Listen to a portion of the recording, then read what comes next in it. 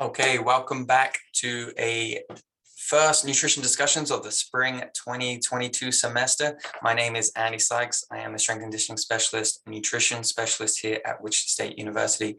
Today, we're coming to you and talking about body composition and how we analyze that here at WSU within Campus Rec and what available options you have to get a deeper understanding about what's happening inside your body and the different tissues that you have. And then we'll discuss a little bit into the weight management that goes as a normal conversation with that is, oh, now I know what's in my body. How do I go about adjusting that, changing it, improving it? So hopefully this will be a useful conversation and you'll find some value in it. I'm going to share my screen today. So let's get on and do that here. And hopefully you do see my presentation now, and I'm in the top right and you can still hear me, and let's talk. So body composition and weight management. Okay, so what is our body comprised of? What is body composition? Well, it's all the different tissues that are in the body. We have lean tissue, we have fat tissue, we have water, and we have bone, we have organs. So starting to understand how these add together to give our features, give our weight, give our size, and then trying to break that back down and understand where each of those components comes from and how we can make certain areas larger and certain areas smaller. So in general, we have fat mass that we have in the body. Now, this is both essential, that you need for life, that you cannot live without. It is essential, so no negative connotations or stigmas with this fat mass. We then have additional fat mass as storage, so extra storage fat mass for energy and maintaining life.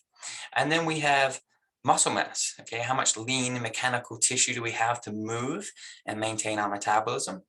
How much do our organs weigh? Okay, well, the organs that we have, our bones, have we big frame, small frame? It really doesn't change too much on the size of your bones or the weight and how much room they take up in your body, but the bones and the bone mineral content, how thick and dense those bones are. And then lastly, the water in our body. Okay, we have all these different tissues that are different hydration levels, intracellular and extracellular, so inside and outside the cell.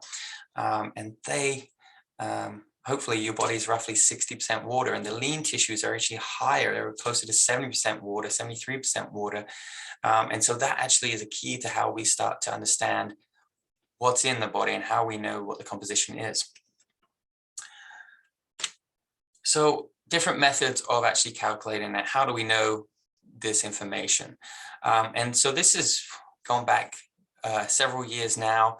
It actually started, we used the hydrostatic weighing. So the tank on the right side here, you see someone sitting on a chair being weighed in water.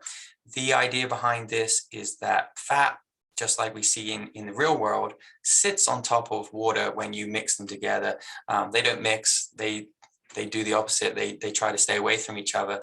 And so we can kind of leverage that knowledge and weigh you in water where fat wants to float, is buoyant, and muscle lean tissue doesn't, and so it will sink. And so your weight underwater can look at how much lean tissue you have versus maybe non-lean tissue. It works on the Archimedes principle, which started back many years ago, looking at density of gold and making sure gold was real.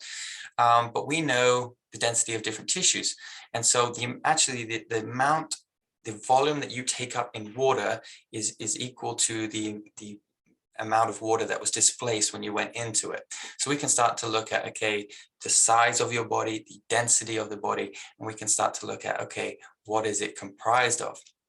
We've got other methods that we can use. It's a little more invasive. We have the skin fold test. This is very cheap and easy method to use.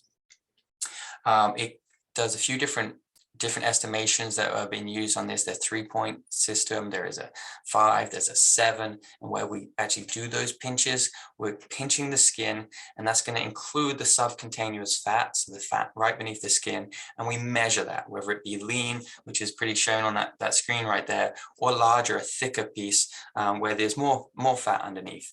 So it's a skin layer, fat layer, and then it comes back again. So you've got 2 skin, 2 fat layers that we measure, and we put those into some equations and start to estimate what your body fat percentage is in the different compartments of the body.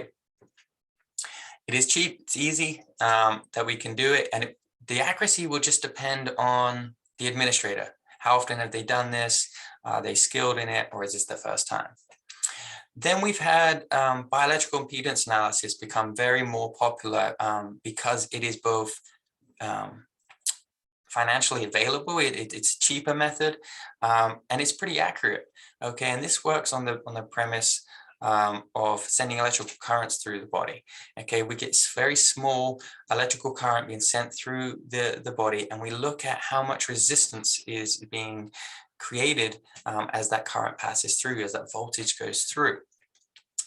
We know that water conducts electricity, and so the more hydrated you are, the better that signal goes through and the less resistance it has. Versus if you have less water, maybe tissues that aren't so fond to stay with water, like fat, will create more resistance and slow down that current.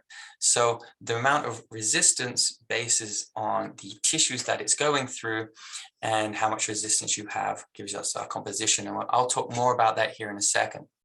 We've also got the BOD pod. Now this works similar to the hydrostatic weighing in the volume that you take up in a chamber. This just uses air versus water in the hydrostatic weighing. We know your weight, we know your gender, your age as you go in, and it can fill the pressure, fill the chamber up with air, knows the pressure, then starts to know how much volume that you're taking up and your density, and can calculate the composition that you make up.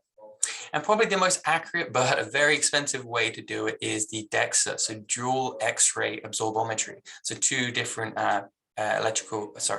X-ray paths being pushed through there. And this is very accurate. It looks at your muscle mass, your fat mass, your bone mineral content, and can give you a really good understanding of what's going on in your body. It is expensive. I mean, one of these machines is going to cost you north of $100,000. And if you want to get it done, it's probably going to be $100 scan that will take about 5 minutes to actually conduct and get those results. But great quality information. And as you get older, bone mineral content does decrease. So this will tell you all about the density of your bones, and if you're likely to have maybe a hip fracture or something along those lines. Very, very useful. So moving forward, I want to talk more about bioelectrical impedance analysis, because that is what we do here at Campus Rec. We have the InBody 270 scanner. This is a relatively cheap piece of equipment. It costs about $6,000. So compared to the 100,000 on the DEXA, not much money at all. And it's very quick. It's actually under a minute, probably closer to 15 to 30 seconds. We only charge $5 per scan for you to do this.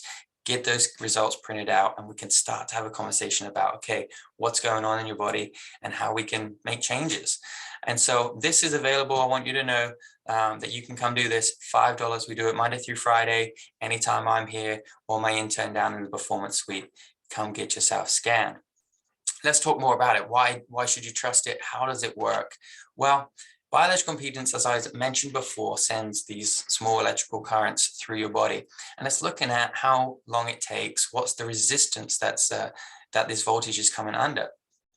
The more resistance, the less lean it's going to think you are, okay? Because muscle mass is more water than fat mass, okay? And so as it transports through the body, we can start to see, okay, there's more resistance, you're less lean, or there's less resistance, you're leaner. And general whole body is around 60% hydrated water-wise. Leaner tissues are about 70% hydrated, and then fat tissues are less hydrated. They don't store with water. Fat is hydrophobic. It doesn't like water. It wants to separate, and so doesn't hold much hydration. And that's what we're measuring, that resistance, that impedance to it. Now, BIA started in the 1960s with just one frequency, where they would put an electrode on the hand and the feet and just see what happened. And I think this was around 50 kilohertz they used. Now they've learned a lot more since the 60s, and they keep refining this to get more and more accurate data. And does it match up with the other methods? And how do we get more repeatable results? How do we get more accuracy with this? And we've gone a long way since the 60s. 60 years later, we now use 8 electrodes. We now use multiple frequencies, because what we're finding is that different frequencies vibrate, go through the body differently, and they actually can go through some cell membranes and can't go through others. So we start to learn more and more about the cells inside of our body and what's causing the resistance. If you are watching this for extra credit, here's your opportunity to get those points. I want you to email me the code word INBODY, and I will get you those 5 points extra credit if you're in my strength and conditioning class. If you're in my nutrition class, go ahead and send me that email, andy.sykes@wishart.edu. I'll get you those points. Back to the slides though, it's all about hydration, okay? So we're estimating your body fat based on the hydration of it. And this is all to do with electrolytes as they pass this electrical current through your body. The more hydration, the quicker that current, the less resistance it has, and we know you are leaner. Each of the segments in our body, and that's again, as we start to refine this process within our devices, we start to notice, okay, the length of certain limbs, the width of certain limbs create different resistances, even outside of how lean they are, just because of the different proportions. And so we start to segment the body into right arm, right leg, left leg, and torso. And torso tends to be the least resistance, although there is body fat here. And so we have to start learning about, okay, what's causing these resistances, and the multiple frequency that is used now is really critical in getting the accuracy of these results and finding out what lean or body fat percentage is in the body. So how does it work? So the newer devices use 8 electrodes. There is a thumb and a hand, and so a thumb and a fingers. And so what that does is it starts to correct any errors in holding position, because it basically takes a start position in the palm based on where your fingers and thumb are.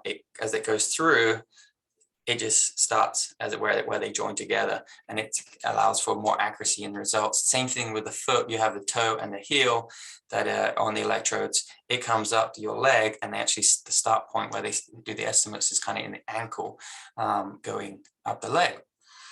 Now, depending on the different devices that you've had, there are handheld devices where you hold your hands out straight and you get a reading on a handheld device. Not the most ideal, although it gives you a good understanding of what your body fat is. It's electric. It will always go through the smallest circuit, right? It would take the smallest distance possible. And so when you do your hands and you do a handheld device, that current goes through one arm, across the chest, and down the other. And you're only getting a reading there, and we just have to estimate everything else. Likewise, if you do a leg only BIA, it's going up one leg, down the other leg, estimating the whole upper body and torso. Not ideal. So as we get to these full body scanners nowadays, they become more accurate at actually giving you the real body fat percentage, real lean tissue mass amount, how much water and hydration is actually there, because they're using both upper body and lower body in these 8-point electrodes. They're also using multiple frequencies. So the lower frequencies, roughly less than 100 kilohertz, is good for extracellular. These low frequencies can't penetrate the cell membranes as they go through your tissue. And so they work around the different cells in your body and really are good at finding how much extracellular fluid you have, how much hydration you have outside of cells. You can then use higher frequencies that penetrate, not only they go through the outside of the cells, but they penetrate through the inside of the cells and get intracellular water and total water. And if we know total water and we know extracellular, then we can deduct that and get intracellular. So we can start to understand, okay, how much hydration's in these cells, how much not in these cells, what's the total? And we start to understand, okay, more and more about the amount of fluid in the different tissues. And again, we know that leaner tissues hold more fluid, more water, more hydration than adipose tissue, fat tissue.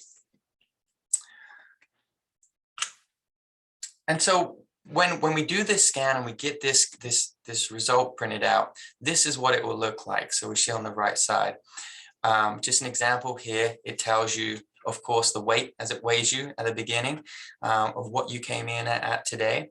And then it starts to tell you, okay, how much body fat mass do we have? Okay, of this 130 pounds, how much is how much is body fat? And that's 48 according to this example. Okay, this is for storage of energy, this additional body fat, not the essential, but the additional adipose tissue. We've got dry lean mass. This is all of our additional, this is your bones, your organs, your that are in the body. And then we've got total water that it measures there, 60 pounds for this female. And one thing I like to do is just straight away is look at what percentage of 130 pounds is 60 pounds of water weight. It's not at least, it's not 50%. And I know that we should be at least 60% total body water hydration. So seeing that at 60 pounds of the 130 pounds is water, this person, this female, is not hydrated enough. And that's going to affect her results straight away. I want to see more water in the body. Okay, probably going to indicate that there's probably more fat mass too, because the hydration level is low. We're probably going to see that it's going to be more adipose tissue shown here than it is muscle mass. As we look down here at the muscle fat analysis, we see the weight again at 130 pounds. We see how much muscle is estimating her to be, 42 pounds of muscle in the body, and the fat mass around 48. So you can see here that it actually has this light area on the analysis, a ideal darker area, and then an over area that is lighter again. And you can see that the weight actually is in this kind of ideal area for her height and her age and gender. Muscle mass is a little bit low. I'm a little worried. I want to see more muscle mass in this person, and fat mass is a little too high. We want to bring that down, and we'll see this on the recommendations in a second of why we want these changes to occur. From that knowledge, we can just see, okay, muscle mass, fat mass from her weight of 130 pounds. Here's your body fat percentage, 37.5%. 48 pounds of 130 is 37.5. A little bit more than we would like to see in a healthy adult. And so that again goes into, okay, what are the recommendations after, and how do we have these conversations? We'll get back to that. BMI is there, and BMI, remember, is a great overall tool to look at your health of the body or your weight. It is body mass index. It is purely your weight divided by your height. So kilograms of weight divided by your height in meters squared. And then you'll get a number. And we're looking for somewhere between 18 and a half up to 24.9, that it would be healthy. Above that, you categorize as obese, and different categories of obesity depending on how high that goes, and then underweight under that 18 number. So we see, based on your height to weight, a number, but it doesn't tell us anything about body fat percentage, just your weight. It could be all muscle mass, it could be all fat mass. It doesn't tell us, it just says based on how much you weigh and how tall you are, it looks about right, or you're too big or you're too small. Okay, not ideal. Then we go to this segmentation of the body. We look at the right arm, the left arm, and the trunk. And remember, the different lengths and widths of these limbs will create different resistances in this impedance. So we can start to segment those out and start looking, okay, right to left, what are we looking at here? We can see right arm is bigger than the left arm, just by 0.18, not much, not anything we need to worry about. But something to be aware of is, probably right-handed, a little bit more tissue in this area. And we can see that there. We can see the same thing with right leg and left leg. We can see right leg again, slightly bigger. So we're just dominant on one side slightly. But again, these are 0.2 pounds, not a huge deal. When it starts to become half a pound, a whole pound difference, we'll start to see biases, and then that can start to affect function or the reliance that you have on one side of the body, and then you may start have injuries or all sorts of things that can happen because of a bias. But again, good to know. Below that, you see percentages. You see 90%, 94%, 72%, 74%. This looks at what they expect it to be for your, again, age, height, and weight.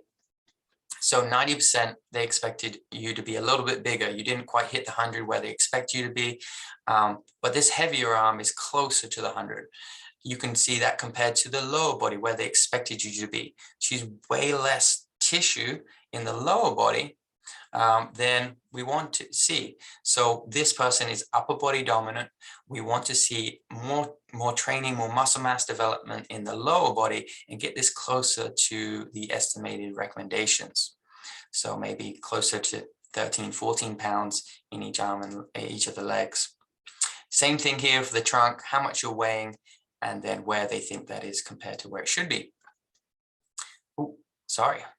Lower, we have here our weight. We tracks this every time you come in, you pay that $5 fee, you get the scan done. It's going to track your weight and your progress on muscle mass and fat mass.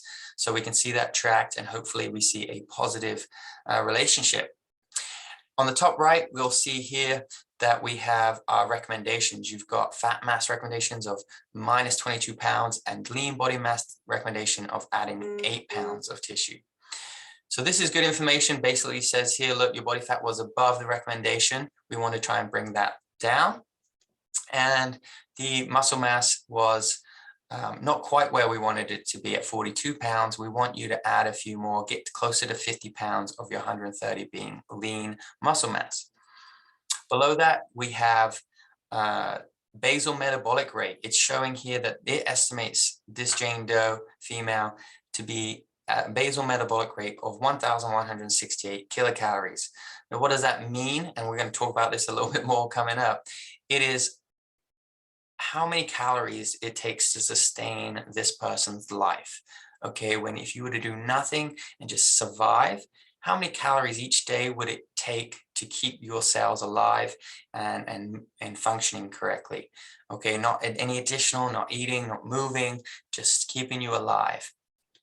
That's a good information to know, because it goes relating to how much you should eat to fuel the body and keep your body composition where it is, or maybe you won't want to change it. But again, this number is important to know as we move forward on weight management. So let's go into the next slide. What results you should expect.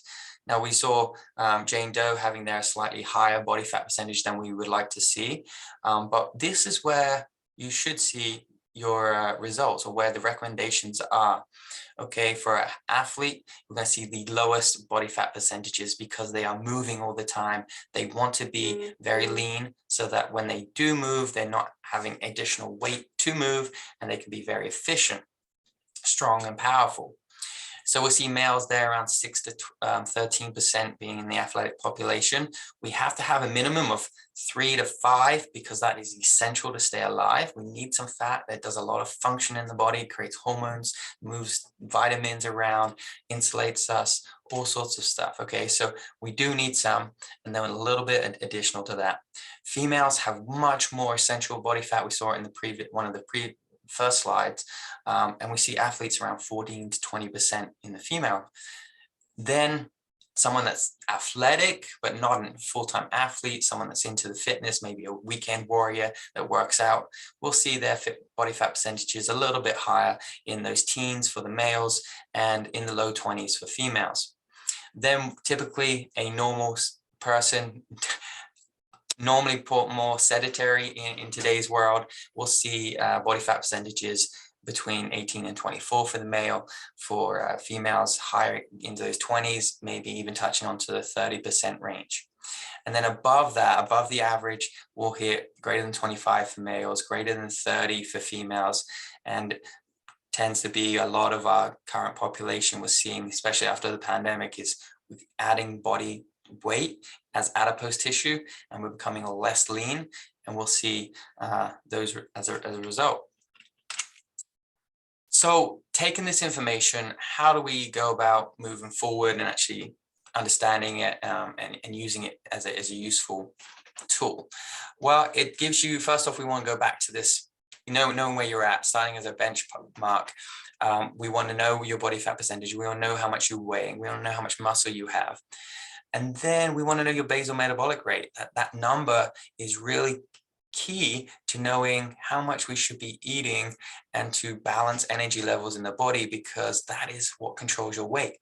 If you have an even energy balance, meaning the energy out of the body being just to stay in life, your basal metabolic rate, the activity and the food that you eat as you consume it, you metabolize it, equals the energy coming in through that food and drink, then you'll stay at the same weight.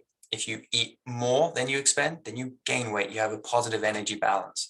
And if you expend more than you eat, then you lose weight because you have a negative energy balance. And so we're going to talk a little bit about that, about energy in and energy out in the next few slides. The keys are knowing, getting this body composition scan, knowing where you're at, and then being able to track going forward on what you're consuming. Okay, again, less calories than you need will lose weight. More calories than you need will gain weight. It seems pretty simple, but let's understand why that is. We also want to promote lean tissue. So not just more weight, but how do we make that weight that we can get be lean, be positive for the metabolism to regulate and help us burn calories rather than be excess storage energy that doesn't promote any metabolism, doesn't promote the amount you're expending. And with all things in weight management and resistance training, any workout training, it is staying consistent, being patient, because the body and adaptation takes a long time. So being consistent with it and moving forward day by day. And yeah, so a little bit more about this basal metabolic rate. Why is it important? Well, your total energy expenditure, the total amount of energy that you expend every day, is majority coming from this basal metabolic rate. Think about it. If we take a 24-hour period, let's start at midnight, you're asleep until 6 a.m., 7, 8, depending on your day. How's your energy levels at that point? Not very high. You're just sustaining life. So not much going on. But that's energy used to keep your cells turning over, to repair any damages, to fight infections in your immune system. There's energy being spent there. Then you get up, you start moving around, and that goes into additional calories being burnt as you move and you have activity. You may even go work out. Okay, so everyone's lifestyle is a little different, and the activity portion will vary based on your lifestyle. Are you sedentary in your job, in your occupation, or are you more hands-on laborer? And then we have the food that goes into the total energy expenditure. What foods are you putting in your body? Because those foods have an impact on how your body is breaking them down. Okay, there are some foods that are negative in calories, right? They take more energy to actually break them down and go through the GI tract than they give you in macronutrients, in carbs, protein, or fat. Looking back again at this basal metabolic rate, what things stimulate it? What makes it more? That's your muscle mass, okay? It is harder to sustain muscle in the body than it is any other tissue. It is novel. It is something that we don't have to have a lot of, and that we can lose it if we don't need it. So we need to stress the body and have it adapt and create this tissue. And as you age, things start to change, okay? These things affect your basal metabolic rate. The amount of lean muscle mass that you have will decline as you get older. This is to do with the hormone levels in your body and how much activity and how much stress you're putting on the mechanical muscles in your body. It also to do with your nervous system and how much hormone you're secreting throughout the body. Those things start to decline, then there's less activity happening and less energy needed for that activity. Okay, so these things go into the basal metabolic rate, and that goes into the total energy expended every day. Here, what I mentioned about maximizing muscle mass and why that's important, anyone trying to adjust their body composition in a positive manner should be trying to increase the amount of muscle they have. Lean, fat-free mass is highly positively correlated with the metabolic rate, resting or basal metabolic rate. Okay, you can see a graph here. This line of correlation here is at 0.82 positive. We can see that the more fat-free mass, so more lean tissue, the higher the metabolic rate in the body. Why is that? Well, first off, it is hard to sustain. I mentioned it's novel. We don't have to have a lot of muscle mass. So the body is doing additional work to maintain it and have it. In order to get it, you have to create stress. You have to tell the body, you're currently not having enough muscle. Look, I can do these exercises and these activities that are really hard. And the body's going to say, okay, I need to first off repair and adapt to that stress you put on it under a workout or exercise. And then how do I go past that? How do I adapt past that and so it becomes stronger increase the muscle mass so that if I underwent this stress again, I would be better adapt to it. Then you progressively overload, right? You increase that stress. The body has to adapt again, increase muscle, repair, and go forward. That continuously and repetitively happens in training, resistance training. That is why everyone should be resistance training in some way or fashion. Okay, we're promoting the new growth of new tissues. We're repairing any damage that we created. And that's a good thing. We want stress in the body, okay? A lot of people think about stress negatively. It is absolutely essential to have stress. That is how the body overcomes things. We need to first have a stimulus, a stress. We then need to adapt to that stress so that we become better, stronger, and fitter. Then once you've created it, now you've got more cells, you've got more tissue. Now it takes more energy to maintain it, and then your metabolism goes up. Okay, so not only during the exercises are you burning calories, but also post in the repair, the recovery, and the rebuilding of new tissues. Then you've got to maintain this new amount of tissue that you have. So it's continuously boosting metabolism and increasing the amount of calories you burn. Thermic effect of food. Okay, the food choices that we have. Of course, this is hard for a lot of us to get our head around. Every food item that we have has, or the macronutrients at least, have calories. Okay, so they're bringing in energy to the body. Our proteins, our carbs, our fats all hold energy. If you have a mixed diet, you're going to have a combination of these. Now, each of those requires enzymes in your body, acids, proteins that break them down, and transporters to actually take those nutrients from the food substance and put it into use in the human body. Now, certain foods have a harder time getting into the body than others. Some are really easy and simple to get in, and they give you energy without really increasing the metabolism and boosting it, making it hard for you to actually get those calories in. Other food sources are harder to actually break down and get the nutrients out of and into the body. Those things boost the metabolism a little more because it's harder, right? It takes energy to actually pull out those nutrients and put them into the body. Those things have a higher effect on the metabolism. So here we've got a slide showing you roughly the thermic effect of food, of the 3 different macronutrients. We see that fat, when you consume it, gives us 9 calories per gram. It has a lot of energy in it. It is kind of complicated to break down, but not really hard. And so you get a lot of energy for a little bit of work. You get then carbohydrate sources that give you pretty easy breakdown, but don't give you as many calories because it's 4 calories per gram. And so they have an effect of 5 to 10% on the metabolism. But protein only has 4 calories per gram like carbs, but it's the hardest one to break down. We have to go through a lot more process in breaking down these protein strands into the amino acids, getting those amino acids into the blood and moving them around.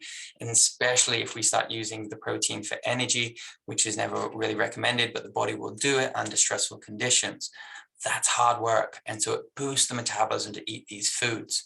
Okay, so when we combine and have a mixed meal, we get roughly a boost of about 5 to 10% in the metabolism. But if we start selecting the certain types of food, we can have a larger effect on that. And we can stay away from the ones that don't have so much of an effect and boost our energy expenditure throughout the day by just food choices. The other end of that spectrum, remember, it's energy balance, it's energy in versus energy out. How do we look at the energy in coming into through food and drink? And it's your calories that come from macronutrients, as I kind of hinted to on the previous slide. We have carbs, proteins, and fats. Okay, 4 calories for carbs and proteins, 9 calories per gram for fat coming into the body. Now, the recommendations set by the government, the RDAs, for carbohydrates is 130 grams. That's how much you should consume. That is because that is what the central nervous system needs. That's what the brain needs every day. So again, basal metabolic rate to sustain life, carbs to basically give your brain energy to be functioning throughout the day. Then what additional carbs do you need to move, be active? And that is all going to depend on your lifestyle. we would say that your diet should roughly be 45 to 65% carbohydrate. It may even be more for like athletes and endurance athletes, but that's the average recommendation. Now, these recommendations are based on fruit and vegetable consumption, not full starchy potatoes, French fries, rice, things like bread. So we want to emphasize vegetable eating and not just all the other starches that are really tasty. The recommendation can come from 3 to 12 grams per kilogram. So based on your weight, if you're at different lifestyles, again, you can look at the different amounts that you may need. And we also have the percentage of the diet, as I mentioned. So if you look at 2,000 calorie diet, and that might not be right for you, but it's often used as a good example, 2,000 calories looks 45 to 65%. When it's just carbohydrate, is 225 to 325 grams. So that's way more than the RDA, what the brain needs. So that's not only what the brain needs, it's how much to give you to be active. Again, we're balancing. So energy in, we now have to be active and get energy out to maintain, or we're going to gain weight because energy is going to be higher in surplus, being coming in than expending. Protein, okay, one we want to consume more of in most cases, okay? The recommendation on RDA there is 0.8 grams per kilogram of body weight. So it will depend on how big you are to how much protein you need to resynthesize these cells to create more growth, maybe repair. And it again will change based on your lifestyle. Are you working out? Are you resistance training? Are you creating damage to the cells, the stress that we have to adapt to? And that's what protein's role is change in the body. And so the more activity you do, the more stress you are under, the more protein you need to maintain a homeostatic position in the body. The recommendation is that 10 to 30% of your diet is under protein. So again, for this 2,000 calorie recommendation as a base, that's between 50 and 150 grams. Okay, we want to emphasize complete sources, which means they have all the essential amino acids. That's all your animal sources, but also some plant sources like soy. And if you don't, if you're a vegetarian, vegan, and you're looking at just those plant sources, you need to be looking at complementary proteins that can get you all of them through multiple sources. And then fat. There is no RDA on fat. There's no amount that you should consume, but it should be a percent of your diet. And that percent is 20 to 35%. So again, looking at this 2,000 calorie diet, somewhere between 44 and 77 grams, which is almost always overeaten in our culture. Okay, we want to minimize saturated fat as that's got all the risks to all the heart diseases and metabolic diseases. We want oils, we want unsaturated fats in consumption, but I've given other presentations on that, and you can look those up on my YouTube and things of that nature. We do have an RDA for omega-3 and omega-6, so it should be known that there are RDAs there. We do want to have our fish oils as a daily intake. Most people will supplement those. Again, I've covered that in other presentations, so look those up if you're interested. Oh, that's it. So that's my references there. So I'll stop the screen share here and come back. Where am I? There I am. Okay. So if you have questions, let me know. You can email me, andy.sykes@wishart.edu. Happy to help you out there. Remember, this is all about body composition. So come get your test. That gives you that starting point to move forward from, and we can have a conversation about all things body comp and all things fitness and health. Happy to hear from you again. Have a great day. See you later. Thanks.